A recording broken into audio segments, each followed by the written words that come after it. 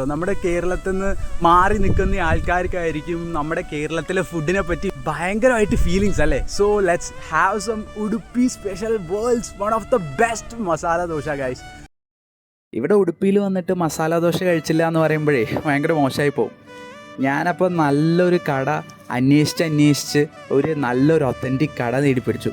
ലുക്കൊന്നുമില്ല കേട്ടോ, പക്ഷേ അവിടുത്തെ ആൾക്കാരും അവിടുത്തെ ഒരു അന്തരീക്ഷമൊക്കെ എനിക്ക് ഭയങ്കര ഇഷ്ടപ്പെട്ടു.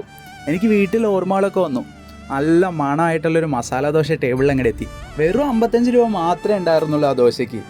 പക്ഷേ ഈ ദോശയ്ക്ക് നമ്മുടെ നാട്ടിൽ ഒരു 55 രൂപയൊന്നുമില്ല, 100 രൂപയുടെ മേലെ വേണമെങ്കിൽ പോകും. അത്രയും ടേസ്റ്റി ആയിട്ട് ഇവരുടെ സ്പെഷ്യൽ മാവും മസാലയും ഒക്കെ ഇട്ട് നല്ല ദോശ. ആ ഒരു ഫിൽറ്റർ കോഫിയും കൂടെ കുടിച്ചപ്പോൾ പെർഫെക്റ്റ്.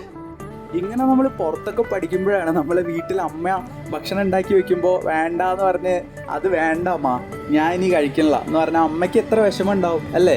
ഇതിങ്ങനെ പുറത്തിങ്ങനെ ഇരിക്കുമ്പോഴൊക്കെ ആയിരിക്കും, ഒറ്റയ്ക്ക് ഇരിക്കുമ്പോൾ ഇങ്ങനെ അതൊക്കെ ഇരുന്ന് കുറച്ച് ആലോചിച്ച് ഇങ്ങനെ വിഷമിച്ചിരിക്കും അല്ലേ.